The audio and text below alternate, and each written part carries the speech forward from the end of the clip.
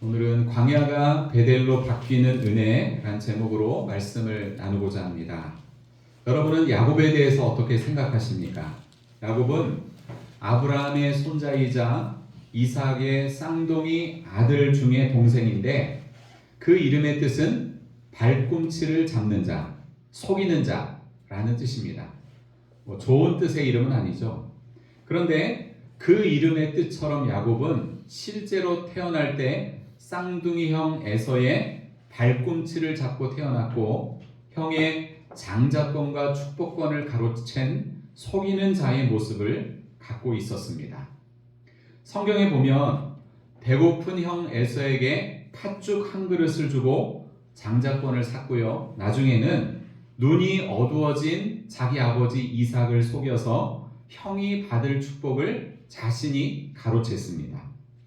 이러한 야곱의 간삼 때문에 에서 형은 분노했고 동생 야곱을 죽일 결심까지 하게 됩니다. 그러자 아들들의 비극을 막고 싶었던 어머니 리브가는 명물을 만들어서 야곱을 외삼촌 라반의 집으로 피신시키게 됩니다. 이렇게 형을 피해서 도망치던 야곱은 도중에 잠을 자다가 꿈속에서 하나님을 만나게 되는데 오늘 본문은 그 잠에서 깨어난 야곱이 하나님을 향해서 예배와 서원으로 하나님께 화답하는 내용을 담고 있습니다.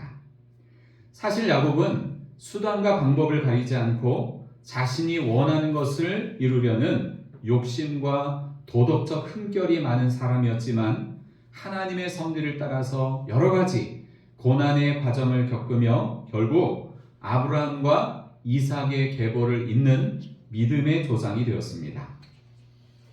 오늘 본문에서 도망자 신세가 된 야곱이 꿈속에서 하나님을 만나고 그리고 나서 하나님께 반응하는 모습을 보면서 우리는 광야가 베델로 바뀌는 은혜를 확인할 수 있는데 이 사건을 통해서 오늘 우리는 어떻게 신앙생활을 해야 하는지를 함께 생각하고자 합니다. 먼저 우리는 어디에나 계시는 하나님을 발견하기를 힘써야 합니다. 한번 따라해 볼까요? 어디에나 계시는 하나님을 발견하기를 힘쓰자. 16절에 보면 꿈속에서 하나님을 만난 야곱이 잠을 깬 후에 이렇게 고백을 합니다. 여호와께서 과연 여기 계시거늘 내가 알지 못하였도다. 야곱이 꾼 꿈은 본문 바로 앞에 나와 있는데요. 야곱은 꿈속에서 하나님의 천사들이 하늘에 닿아 있는 그 사닥다리를 오르락 내리락 하는 장면을 보았고 또 그 위에서 하나님이 야곱에게 하시는 말씀을 들었습니다. 아주 유명한 사건이죠. 이 꿈은 결국 하나님께서 야곱과 언제나 함께 하신다는 사실을 깨닫는 계기가 되었는데 그래서 야곱은 고백하는 겁니다. 여호와께서 과연 여기 계시거늘 내가 알지 못하였도다. 여기서 잠시 꿈에 대한 말씀을 여러분에게 드리고자 합니다. 여러분은 꿈에 대해서 어떻게 생각하시나요? 꿈은 일반적인 꿈과 성경적인 꿈으로 나눌 수 있는데 일반적인 꿈은 일상의 스트레스나 잠재의식, 우리의 의식과 무의식 혹은 신체적인 상태가 원인이 되어서 꾸게 되는데요. 대부분의 꿈이 여기에 해당합니다. 성경적인 꿈은 하나님의 주권적인 개입에 의해서 꾸게 되는데 과거 하나님은 자신을 나타내실 방법이 제한적인 시대에 꿈을 통해서 그 꿈을 도구로 사람들에게 많이 자신의 뜻을 알리셨습니다. 그렇다면 오늘을 살아가는 그리스도인들이 꿈에 대해서 가져야 할 자세는 무엇입니까? 지금은 하나님의 완전한 계시인 성경 말씀이 있기 때문에 이 계시가 완성된 시대이기 때문에 하나님의 뜻을 아는 절대적인 기준은 뭘까요? 기록된 66권의 성경입니다. 하나님의 뜻을 아는 절대적인 기준은 오직 성경이어야만 합니다. 어떤 꿈을 꾸었어도 그 내용이 성경의 가르침과 어긋나다면 그것은 하나님의 계시가 아닙니다. 그래서 우리는 꿈을 성경보다 앞세우는 신비주의를 경계해야 합니다. 그리고 모든 꿈에 과도한 의미를 부여해서 꿈 해몽에 집착하는 것은 위험합니다. 물론 우리가 기도 중에 꾸게 된 특별하고 선명한 꿈이 마음의 평안이나 또 나의 어떤 죄악에 대한 회개를 촉구한다면 이것을 개인적인 묵상의 계기로 삼아서 자신의 삶과 내면을 점검해 볼 수는 있습니다. 결국 그리스도인은 꿈에 의존하기보다 깨어있는 삶의 태도가 중요한데 꿈속에서의 신비한 체험보다 일상에서 하나님의 말씀을 따라 하나님의 뜻을 행하며 사는 실천적인 믿음에 더 큰 가치를 두어야만 합니다. 지금 야곱은 꿈을 통해서 하나님을 만났고요. 자신에게 주시는 축복과 약속의 말씀을 들었는데 그것을 통해 하나님의 임재를 발견했습니다. 지금도 많은 그리스도인들이 하나님을 예배당 안에서만 예배 시간에만 만나려고 하는데 여러분 하나님은 일정한 장소와 공간 안에 갇혀 계시는 분이 아니라 어디에나 계시는 무소부재하신 하나님이신 줄로 믿습니다. 아멘. 어제 주일 말씀을 준비하고 있는데 갑자기 강원희 성도님에게 전화가 왔습니다. 동문 모임에서 경품 추첨 시간이 있었는데 갑자기 주님께 그렇게 기도를 했어요. 저도 경품 당첨 좀 되게 해주세요. 이렇게 속으로 기도를 했는데 기도가 끝나자마자 믹서기가 당첨이 됐다고. 그날의 이 경품 가운데 제일 좋은 경품이래요. 그게 마지막 경품. 근데 기도가 끝나자마자 강원희 씨 이렇게 믹서기 당첨이 됐다고. 그래서 그것을 탔다는 거예요. 너무 기뻐서 그 기쁨을 이기지 못해서 저에게 전화를 한 것인데 저는 그 경품을 저한테 주는 줄 알고 네, 오해를 했습니다. 오해를. 네. 수요일날 새벽에는 갑자기 형석이에게 톡이 왔습니다. 형석이 친구 집에 화재가 나는 바람에 내가 이제 임시로 여관에 살고 있는데 여관 주인이 처음에는 된다고 했다가 이 집안으로 강아지를 들이지 못하게 해가지고 강아지를 맡길 데가 없어서 고민이 돼서 오죽했으면 저에게 톡을 보냈겠습니까? 새벽에 톡을 보낸 거예요. 그 얘기를 듣고 저도 같이 고민을 했습니다. 기도는 안 하고요. 일단 고민을 했어요. 어떻게 하면 좋을까? 그런데 아무리 생각해봐도 일주일 동안 강아지를 맡아줄 데가 없었습니다. 그러다가 갑자기 이번에도 강원희 성도님인데 강원희 성도님의 얼굴이 떠올랐습니다. 아, 강 성도님은 가능할 것 같다는 생각이 저도 모르게 들었습니다. 그러다가 수요 저녁 예배 시간이 돼서 강 성도님이 들어오셨는데 강 성도님한테 제가 물었죠. 혹시 일주일 동안 강아지 봐주기 가능하십니까? 물으니까 일초의 망설임도 없이 of course 가능하다고 그렇게 하셨습니다. 형석의 큰 고민이 한순간에 해결되었습니다. 여러분 경품 추첨에서 믹서기가 당첨이 되고 일주일간 강아지를 돌봐줄 사람이 생겼다는 게 뭐 그리 대단한 일이겠습니까?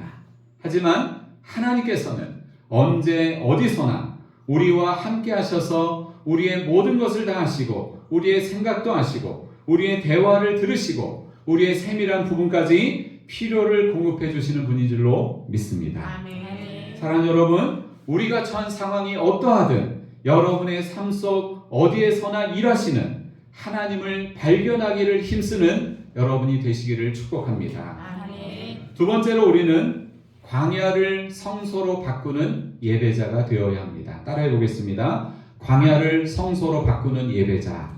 광야를 성소로 바꾸는 예배자. 자, 본문의 17절부터 19절 말씀을 같이 읽겠습니다.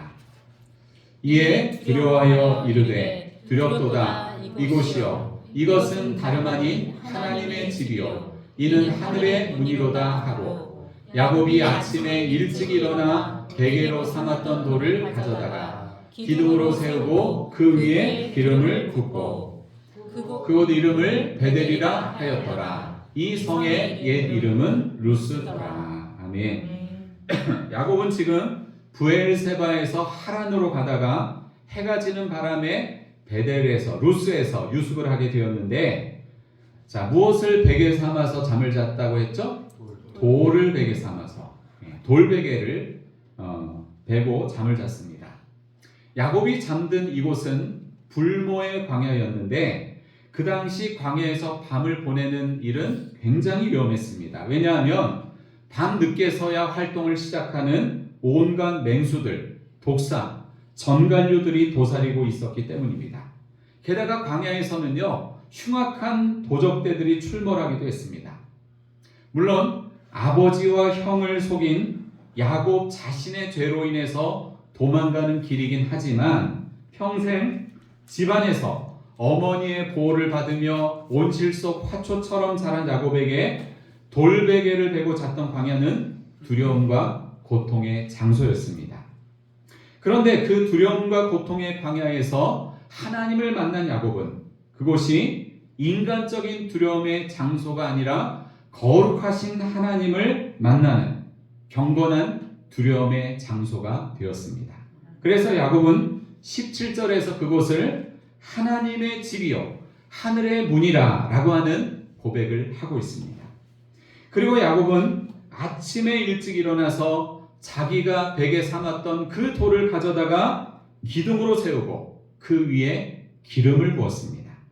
그리고 그곳 이름을 원래는 그곳이 루스였는데 루스를 베델로 명명을 했습니다. 여러분, 베델이 무슨 뜻인지 아십니까? 방금 전에 이 성경 구절에도 나오는데 베델이 무슨 뜻이에요? 하나님의 집이라고 하는 뜻입니다.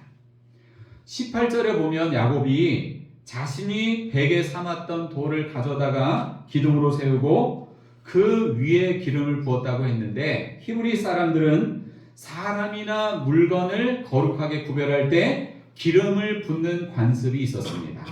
이러한 관습은 고대 근동 지방에서 우상을 숭배하는 목적으로도 행하기도 했지만 지금 야곱은 하나님을 만난 그곳을 구별하여서 거룩하게 함으로 하나님을 예배하고 있습니다. 여러분 들어보셨던 이 광야를 지나며 라고 하는 이 찬양을 아시죠? 그 찬양의 가사가 저에게도 깊은 감동이 되는데 그 가사의 내용이 지금 야곱의 처지와 딱 들어맞는다는 그런 생각이 듭니다. 한번 가사를 보실까요? 왼쪽에 보시면 왜 나를 깊은 어둠 속에 홀로 두시는지 어두운 밤은 왜 그리 길었는지 나를 고독하게 나를 낮아지게 세상 어디도 기댈 곳이 없게 하셨네. 광야에 서 있네. 주님만 내 도움이 되시고 주님만 내 빛이 되시는 주님만 내 친구 되시는 광야. 주님 손 놓고는 단 하루도 살 수 없는 곳 광야에 서 있네. 야곱은 태어나서 처음으로 집을 떠났고 태어나서 처음으로 홀로 밤을 지샜고 태어나서 처음으로 광야의 두려움과 공포를 느꼈습니다. 하지만 야곱은 누구도 대신해 줄 수 없는 그 막막한 광야에서 유일한 도움이시요 유일한 빛이시요 유일한 친구 되시는 하나님의 충만한 임재를 경험했습니다. 그 임재가 야곱을 살렸고 그 임재가 두려움을 극복하게 했고 그 임재가 광야를 성소로 바꾼 예배 장소 베델이 되게 했습니다. 사랑하는 여러분, 지금 여러분의 광야는 어디입니까? 깊은 어둠 속에 홀로 버려진 것 같은 여러분의 광야는 어디입니까? 누구도 내 편이 없는 것 같은 여러분의 광야는 어디입니까? 주님의 충만한 임재가 여러분의 고통스러운 광야를 성소로 바꾸는 은혜가 있기를 주님의 이름으로 축원합니다. 마지막으로 우리는 하나님 중심적인 삶의 결단을 지속해야 합니다. 오늘 본문의 20절부터 22절을 마지막으로 읽겠습니다. 20절부터 22절 시작.